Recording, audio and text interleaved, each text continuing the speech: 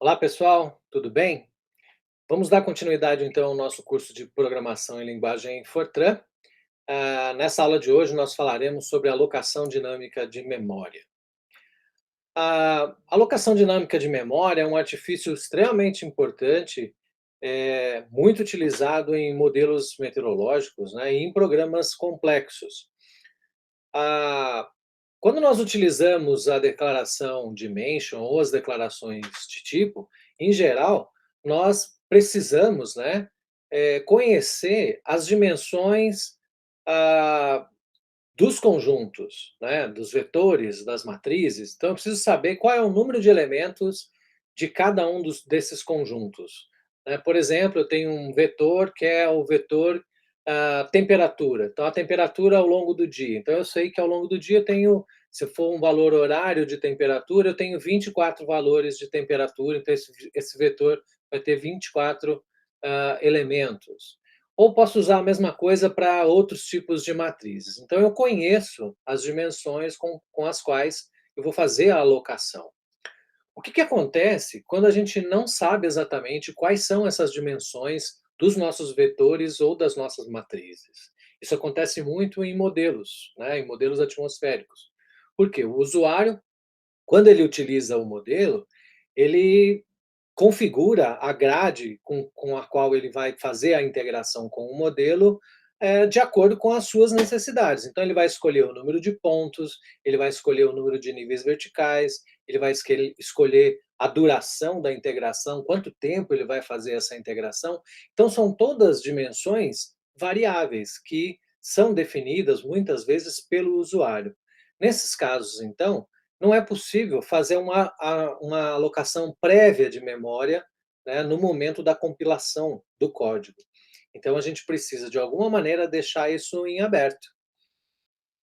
E esse procedimento de alocação de dinâmica de memória permite, né, essa abertura, essa possibilidade de não definir as dimensões dos vetores e das matrizes no momento da compilação.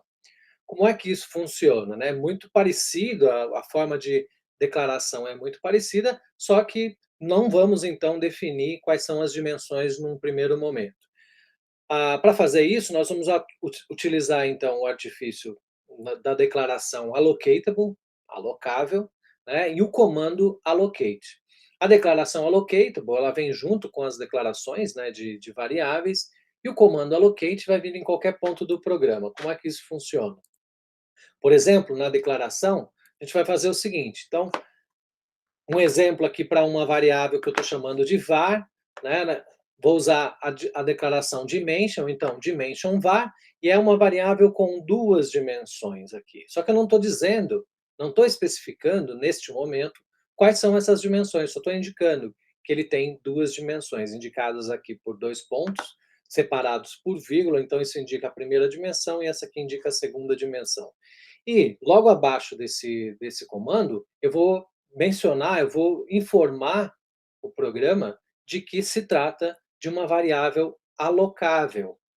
Eu vou usar então a declaração allocatable. Então, allocatable var diz para o programa Fortran que aquela variável ainda vai receber, é um vetor ou é uma matriz, mas ainda vai receber as dimensões com a qual será alocado um espaço na memória posteriormente.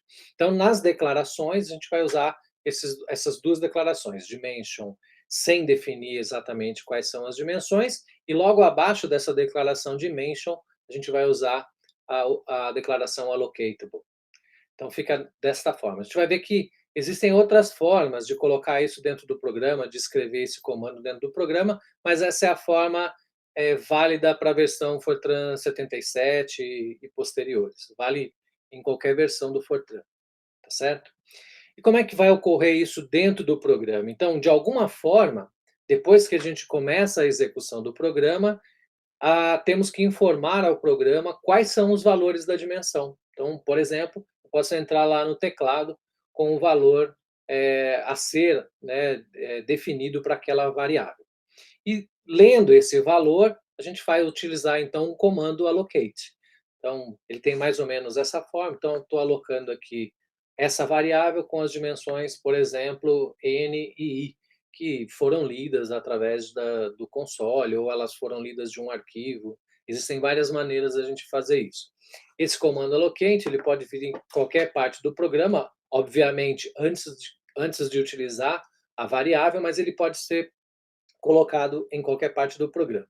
Sendo utilizada a variável, no final, se você quiser liberar espaço na memória, você vai usar um comando que desaloca, né, essa memória que está sendo ocupada. Então, você vai usar um comando parecido, que é o deallocate, nome da variável que você quer liberar da memória, tá certo?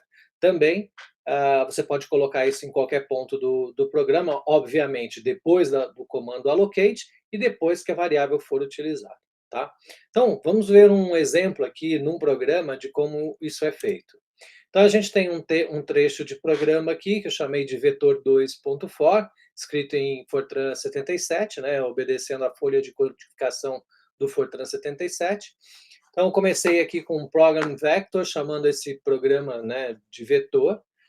A gente vai começar, então, com a declaração de variáveis. Eu declarei uma variável inteira do tipo inteiro, aqui que eu chamei de n. E, em seguida, eu vou declarar uma variável dinâmica, né, com alocação, usando o artifício de alocação dinâmica de memória, que eu estou chamando aqui de var. Então, dimension var, dois pontos. Então, por essa informação, a gente vê que eu estou fazendo a declaração de um vetor, ele tem apenas uma dimensão. Se fosse uma matriz, bastaria colocar entre vírgulas, né, o número de dimensões desejado. Após o comando dimension, então, eu vou usar a declaração allocatable, então allocatable var. Então, eu declarei aqui essa variável. Vejam que eu estou utilizando a declaração implícita de variáveis e, portanto, como ela começa com a letra V, é uma variável do tipo real.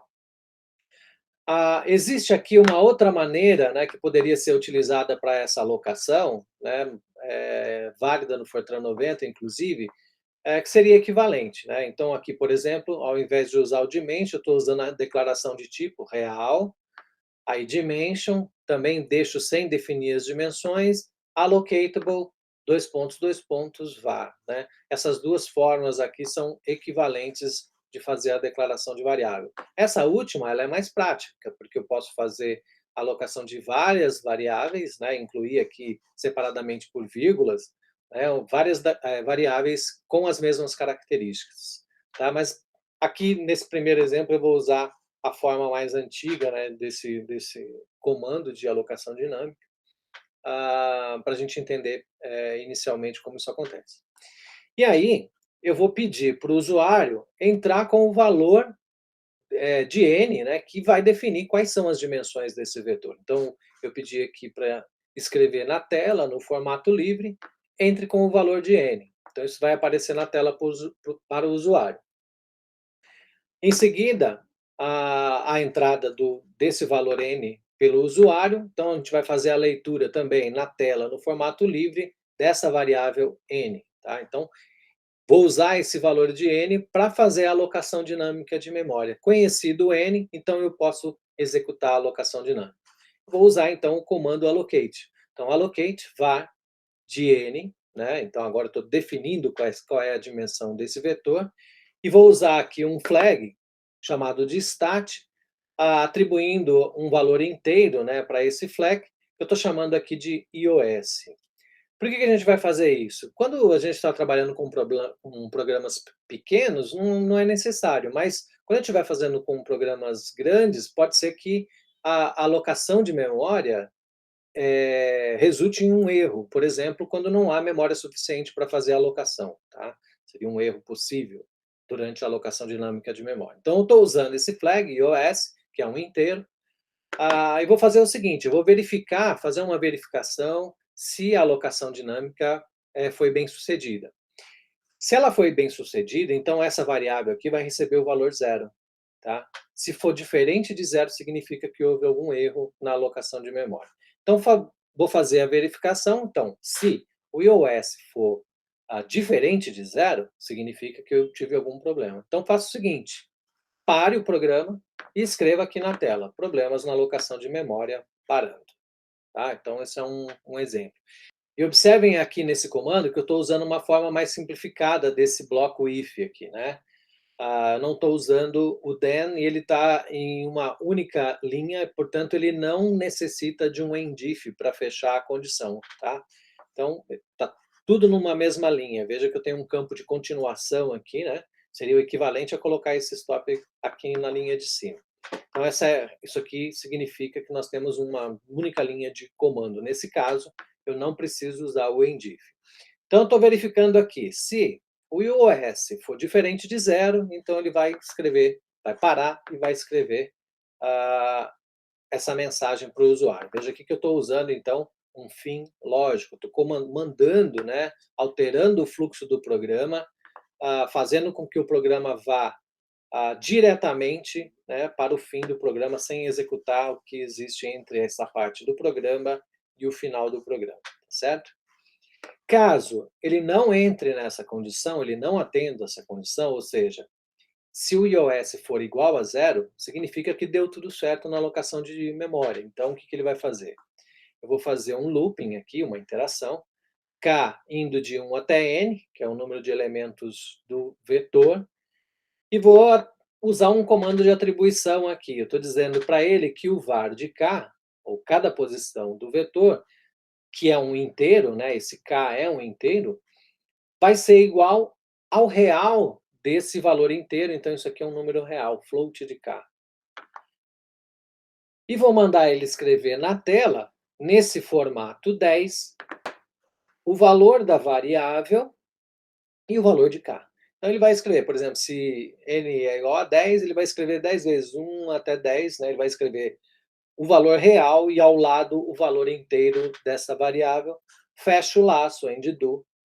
O formato aqui eu vou mandar ele escrever o valor de var, que é um real, né? Uma vez que eu escrevi aqui o float de k, var de k é um real. Então, ele vai escrever a primeira variável nesse formato f5.1, quer dizer, é um inteiro com 5 elementos e uma casa decimal. E o k eu vou escrever aqui no formato i5. Fiz o que eu precisava fazer com aquela variável, então agora eu posso liberar o espaço que ela ocupava na memória. Então eu vou usar o comando deallocate var e posso também usar aqui o stat, né, o iOS, para verificar se houve algum problema na desalocação de memória. E encerro o programa aqui com um stop end. Então, um programa bem simples, né, mostrando, né, essa possibilidade que nós temos para fazer a alocação dinâmica de memória. Tá certo? No dia a dia, obviamente, que esse procedimento ele é muito mais complexo, ele envolve muito mais variáveis, né? Num programa simples desse, ele não haveria necessidade de fazer essa alocação dinâmica, mas em modelos atmosféricos, por exemplo, que existem muitas dimensões, espacial, horizontal, vertical, no tempo, então esse tipo de procedimento é extremamente útil e necessário. Então, é um método muito importante e muito utilizado em programação em linguagem Fortran, certo? Na nossa próxima aula, nós vamos falar, então, de uma forma de utilização dessa alocação dinâmica de memória, que são as listas, né, de variáveis, chamadas de name lists. Ok? Então, obrigado pela sua atenção e até a nossa próxima aula.